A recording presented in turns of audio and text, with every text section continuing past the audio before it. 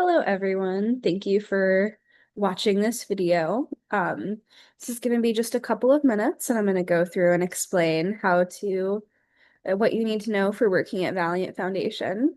My name is Jeany. I started the foundation. This is me right here.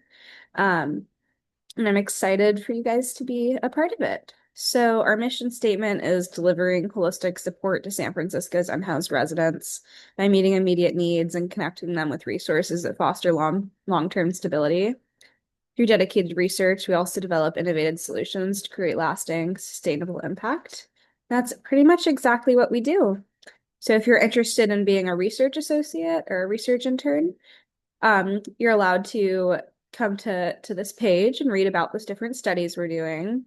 These will change. We start something, publish it, then move on to the next thing. Um, if you're interested in joining the Homeless Heartline, which is a free hotline for unhoused people to call into Monday, Wednesday, Friday, 1 to 5 p.m., you're welcome to do that. You'll be able to sign up for shifts on this website as well. And then we have volunteering. So you guys, if you're watching this video, you've likely already met with somebody and submitted an inquiry, and you can refer friends to this page here. If you scroll down a little bit, you can see the outreach mission and online training schedule. For all people who go into the field and collect data, or all outreach associates, you're required to come to at least you can only miss one outreach mission per month if you're a research assistant or an outreach associate.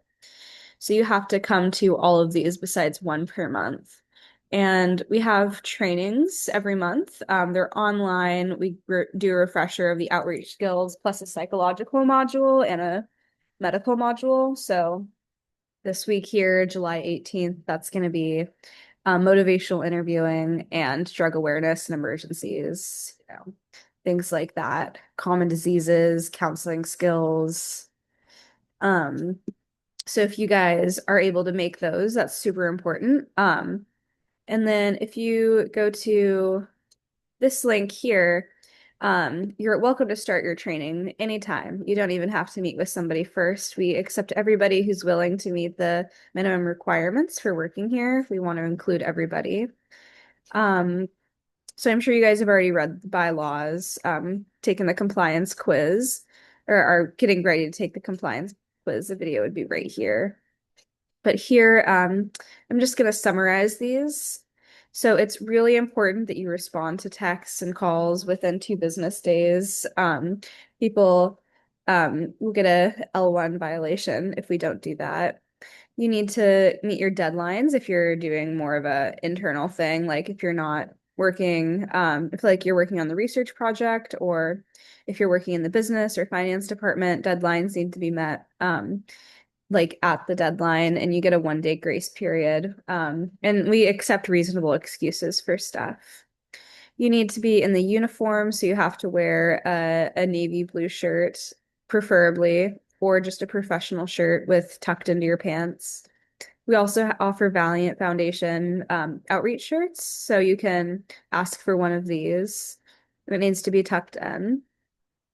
Um, you might be given passwords; those have to stay in in the organization. You can't share them. And attendance to outreach missions while under the influence, you can't do that. Um, and you need to be nice to everybody. We cannot have this be a hostile workplace. It's important to comply with Title IX. No, workplace violence, discrimination of sex, gender, race, age, religion, sexual orientation. You need to use resources appropriately. Here's a list of excuses that you might have if you have one of these things. We have some leniency if you are sick and you can't meet a deadline. And you can always appeal this through this log right here. So that is it for the bylaws. If you're a research assistant, I'm going to quickly go over that. We want everybody to participate in research. It's a really good way to build your grad school portfolio. You click on a study here, read it through, decide which one you want to do. You can do multiple. meet with a librarian. If you're not an SFSU student, don't worry. It's okay. You don't have to meet with a librarian if you're not a student, but if you attend SFSU or a different institution, you have to meet with a librarian at your school. Read the handbook, and then search for papers. It's really important that you use only these databases because it's part of our methodology for the study. So read this super carefully, only use the databases you're allowed. Don't just open up a search bar and Google something. Um, this is super duper important. You have to document everything. Like if you read a title, you have to document it. It doesn't matter if you just read the title and decided it's not a good study. You have to write down every title because it's part of the formal methodology. Because we're going to publish every title that we read, and if you don't write it down, it makes our study makes the studies look less credible. So that's super, super important. And if you don't do that, you might have to go back and do it. We're kind of expecting people will read 10 titles for every one title they actually find that meets the inclusion criteria. If you want to join the Homeless Heartline, you can click the Google Classroom, sign up, and here's the class code to do that. So that's pretty much it for today. If you need to contact me personally, you can reach me at my number. It's 650-660-1003. Again, that's 650-660-1003. Thank you for watching this video. Bye-bye.